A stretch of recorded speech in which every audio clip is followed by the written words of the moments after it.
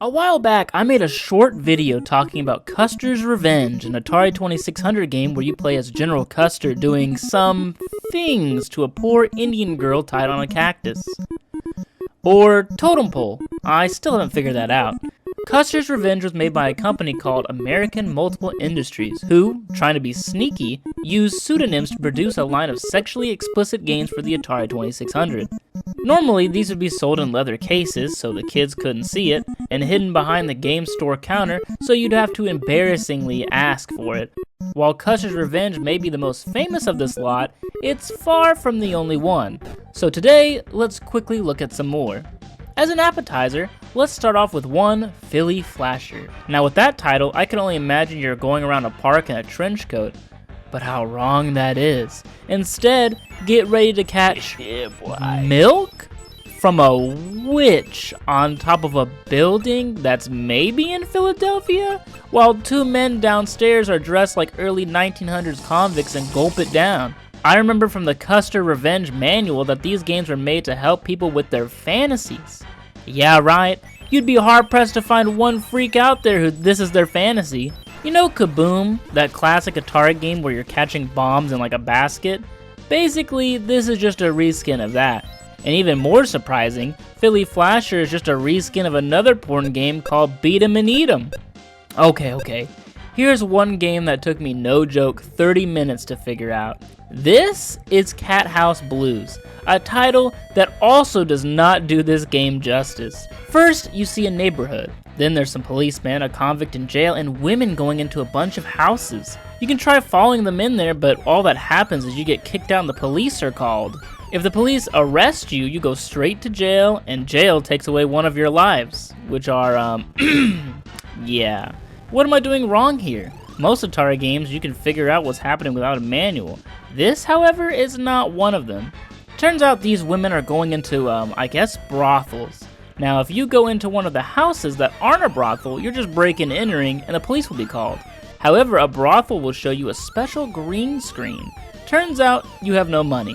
To get money, you have to go down to this gray building, which is like a bank or an ATM or something, and you can collect some funds. Collect too much funds, and a mugger will break out of prison and rob you, instantly ending the game. Now, isn't that a beautiful soundtrack? But with just the right amount of money, you can enter these brothels and cause jelly creatures with no arms to get it on. The goal of the game is to visit all the brothels on the map, and when you do so, the brothels will change locations, thus starting a new level. Now maybe that game is a little too realistic, right? Banks, ATMs, brothels, we need a fantasy element. Introducing A Night on the Town. Here, you play the first version of Minecraft when you build a bridge across a river to reach a girl stranded up in a tower.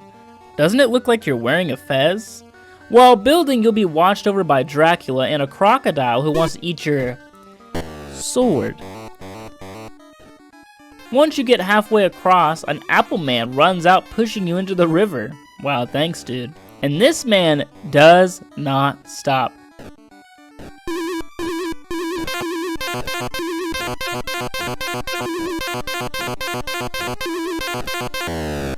Jeez! Bro, I'm just trying to save this lady.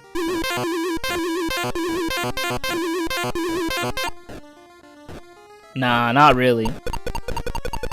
Like most of the games on this list, there's also a gender swap version. In this one, you get your ass munched off. Maybe that game was set a little too far in the past. Let's try one a little bit more recent.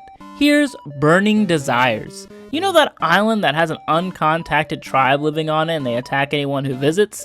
This game is sorta like that. Here you have to spit on some fires, I hope it's spit, to rescue a woman sandwiched in between. There's also some bricked up tribesmen around throwing rocks at you. Please let it be rocks. If you spit on them, they go bananas and fly all over the screen. However, if you spit on your lady, the flames magically reappear. If you don't rescue your girl in time, she burns to a crisp, but she's soon resurrected. Dude, grab my hand, lady, please grab my hand. What are you doing? Oh, of course. What was I thinking? Let's just do one more because I'm slowly losing my sanity. X-Man. No, not X-Men. X-Man. What's his power? Smashing. How does he do it? Oh, with the sniper rifle he puts in his pants, complete with a bipod. To activate it, you have to traverse through David Bowie's labyrinth. Instead of crazy goblin characters or Ludo, you have to avoid scissors. Yes, scissors. Whatever you do, don't let them touch you. Also teeth and crabs. Dude, I had no idea that was crabs. If you manage to juke out your enemy and enter the door in the middle, you get this reward.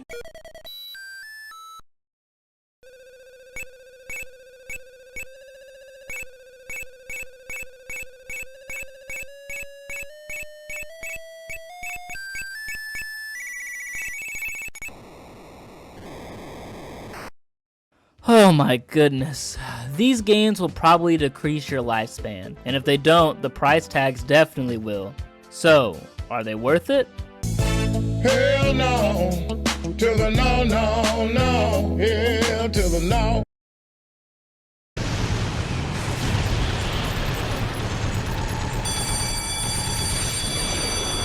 Okay class, here's a math question for you.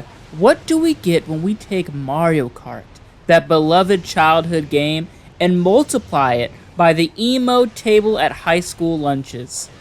Hey, you in the back! That's exactly right. The answer is one of the best games to ever grace this planet. Nothing gets you in the Twisted Metal mindset more than just booting up the game and flying POV right into a massacre. This is 2001's Twisted Metal Black for the PS2, one of many in the Twisted Metal game series, but what I believe is the best one, aside from maybe the PS3 version. Don't at me. In essence, each of the games follow the same basic plotline. There's a competition known as Twisted Metal in which competitors load up in militarized vehicles to slay each other, and maybe a few passerbys.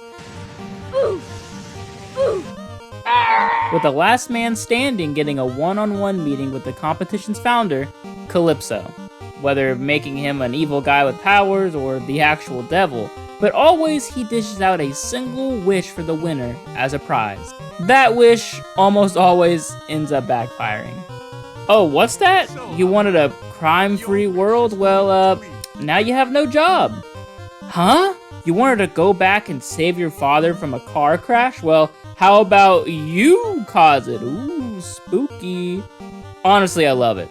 And you want your, sandwich bag, friend? You asked me for this? Oh man, give me that! Give me! A paper bag? You can't be serious. Oh man. Okay, well, they aren't all winners, alright? But funny enough, that ending actually made it into the TV show. This is Harold. Been my best friend since I was a kid. And you know, that's something I didn't really care for about the earlier Twisted Metal games. They were just a little too goofy. And I mean, hey, if that's your thing, that's your thing. I mean, they made tons of those types of games.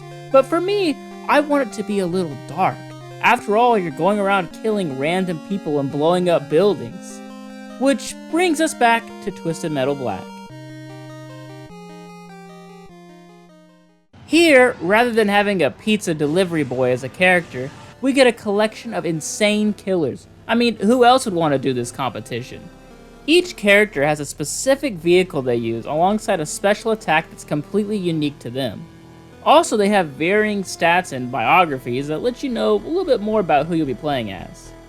In our listing, we get Billy Ray, a guy who drives a tow truck and is hoping to murder the man that not only stole his lady, but ruined his handsome Squidward complexion. The Preacher, who drives a El Camino, I think, and is hoping to expel the demon residing in his body. He has a crazy special, by the way, I love it. Dude flings cult members rigged with explosives. His own followers. Home run! Agent Stone, who I think has probably the most noble wish in the entire series, which is just to save a little girl. He drives a good old SWAT vehicle. His special's pretty cool too. Mr. Grimm, who is a Vietnam veteran that was forced to eat his comrade and now just wants to torture the man responsible. An insane story to try and an insane vehicle to bring to this demolition derby. A motorcycle? John Doe. He's out here in some generic car, I think. Well, he can't remember who he is, and his wish is to reverse his lobotomy. Not really. No Face was a boxer who lost a match that his doctor just so happened to bet big on. So you know what that means. See you later, eyes and tongue. Bloody Mary. Not just a drink, but I think she had something to do with being some female incel. But she's got a cool car, though. Dollface. The baddest vehicle, but one of the saddest stories. Oops, you made a mistake. No one will ever see your face again. I think you can guess what she wants.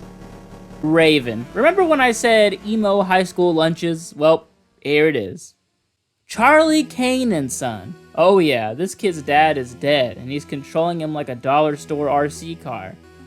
Axel. What can I say about this? His story isn't very good in this rendition, but the vehicle is still pretty cool. Cage. Awesome car, flamethrower special, but the story is so-so. Black. A story that requires knowing vast amounts of Twisted Metal lore, but also one of the best cars in the game. Sweet Tooth. There's a reason he's always the mascot of Twisted Metal games. He's got a cool Transformer special, cool story, and an iconic vehicle.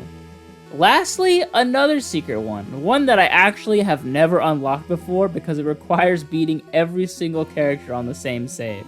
Minion, who, as we will see, is actually a mini-boss in the game. Oh, and Minion has a lot of secret lore as well. Now that we got the characters out of the way, let's back up a second and see what modes are available to us. Well, back at the main menu, we actually have an option to go to the theater and watch all of the cutscenes we've unlocked so far. Kinda cool.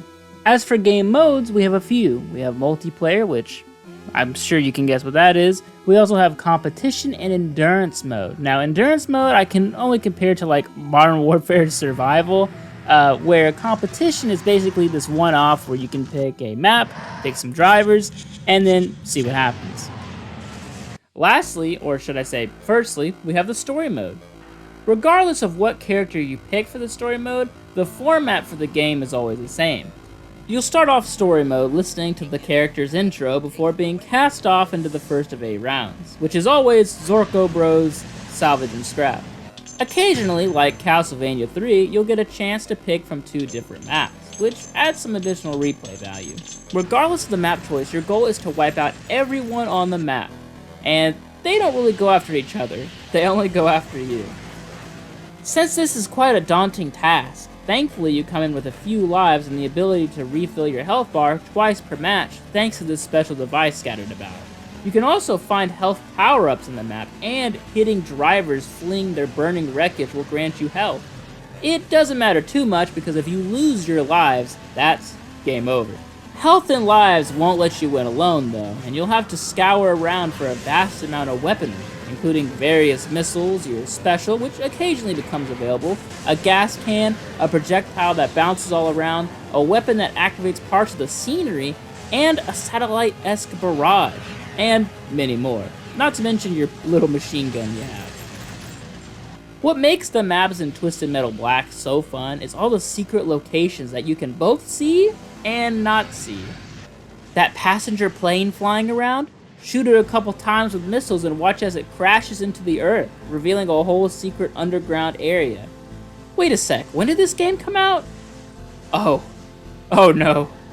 If you make it past the first area, hop on over to the suburbs where you can crash into random people's homes, flip them over in their cars, send a Ferris wheel crashing into the ocean, find a couple secrets, and then you'll be heading on to the next.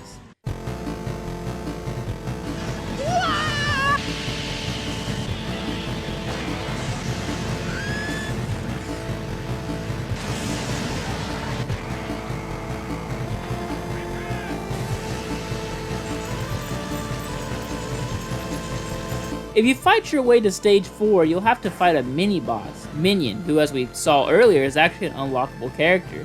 However here, he is a different beast. You'll have to take out his shield generators, which are plastered all over his tanker. Whatever you do, don't get close to him or you'll be dead before you can even pause the game. After grinding his health down enough, he'll finally explode, leaving your character unconscious, revealing more of their lore to you. Perform one of my most important duties, an exorcism. But the beast was too powerful, even as I ministered to the child. The demon brought its foul influence upon me and entered my mind. My God. Anyways, off we go.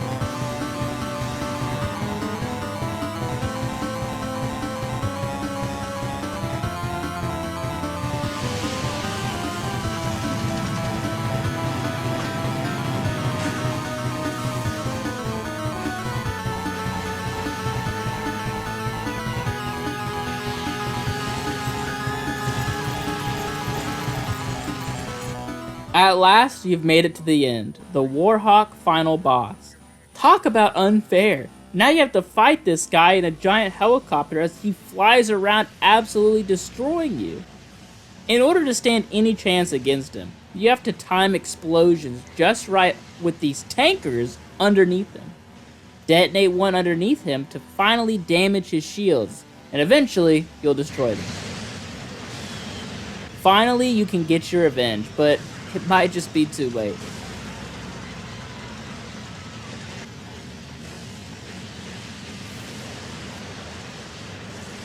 Finally, that took way too long. With Warhawk dead, you can finally get your wish.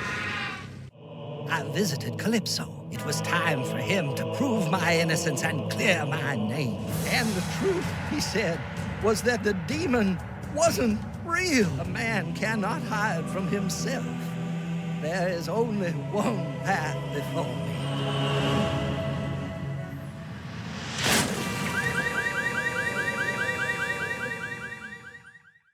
Okay.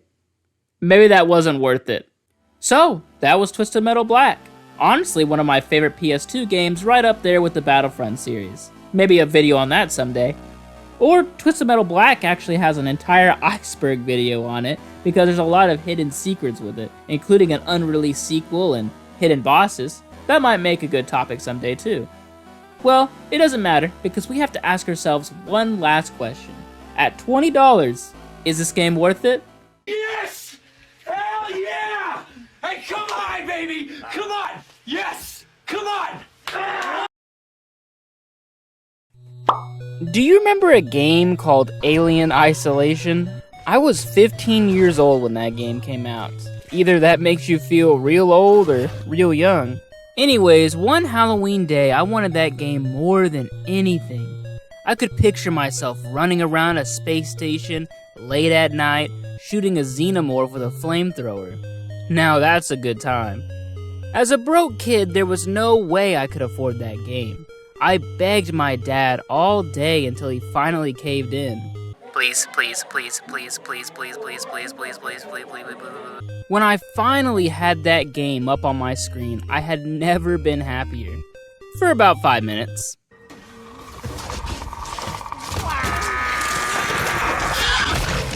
Yeah, it was too scary for me. I'm ashamed, I'm very ashamed of it, but I turned that Xbox right off. 10 years later, here we are, back in spooky season, and I'm thinking, hey, let's make a few YouTube videos looking at horror games. Here's a weird game, Haunted House for the Atari 2600. You take on the role of a pair of eyeballs in a game that's mostly a black screen.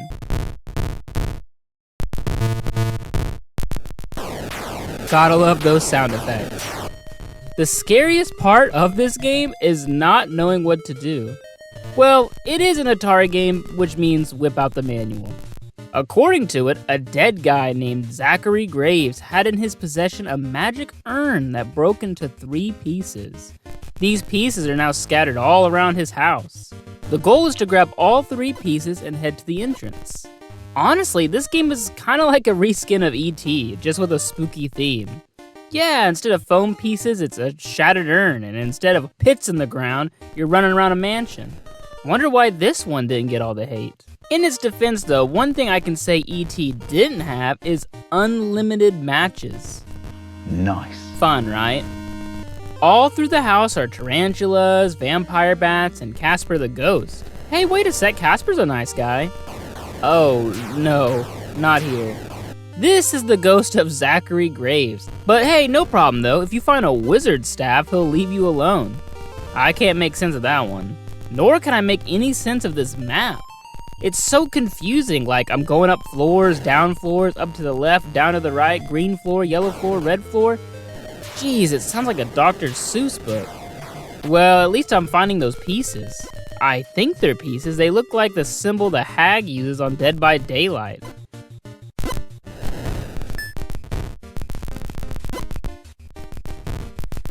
Okay, that has to be the finished urn. It doesn't look like much to me. Well, to the main entrance we go. Okay, where is the main entrance? Is it here? Is it here? Where is the main entrance? Oh, wait, that wasn't the urn? Oh, so now I have the urn, and I'm dead. Awesome. Well, with the power of editing, let's just pretend that didn't happen, and instead, I finished it.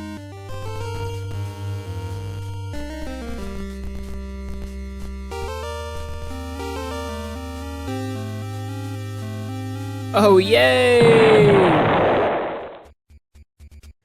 Let's move on to Alien, not Isolation. Wow, we've come far, huh? Take me. As it sounds, this is a game based off the film Alien. Now, as it looks, this is a Pac-Man clone. Like, exactly a Pac-Man clone. But something isn't right here. The movie Alien only had one xenomorph. Who are these others? And xenos come in pastel colors? Baby blue and baby yellow? And whoa, that's supposed to be a xenomorph? Yeah, sure, looks exactly like it. In this clone, instead of pellets, the manual conveniently calls them alien eggs. So what, I'm eating alien eggs? Oh, stomping on them. Okay, I'm harping a little too hard on this game. Let's talk about the positives. You do get a flamethrower. Hey, that's cool. Wow, it even works, just like the movie. Not. Okay, well it does have these random dart things, I have no idea what they are, and multiple suns? Yeah, instead of power pellets, you get suns. Oh, and bonus levels. Honestly, that is an improvement. Too bad the bonus levels only give you a few seconds to do them, so you better move fast. You know that one movie with Arnold Schwarzenegger called The Running Man? If not, it's where contestants are forced to run in tunnels while being chased by some crazy people.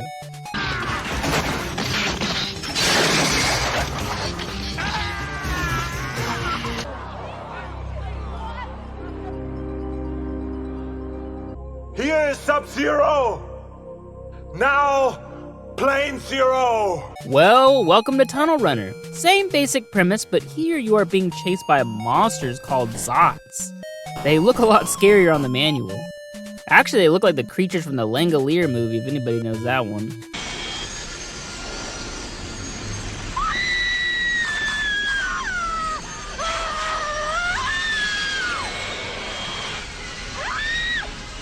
Get out of here! Honestly, this game is pretty impressive. Not only is it in a first-person perspective, which was pretty rare at the time, but there's a live map, lots of colors, and plenty of music.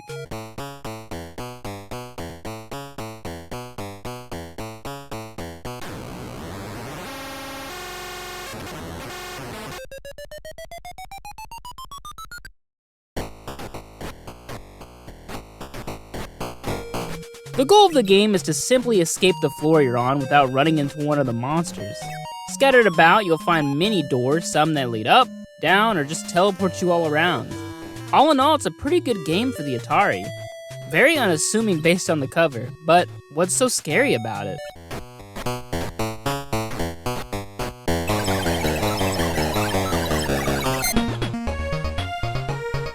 Oh wait, was it worth it? It's all right.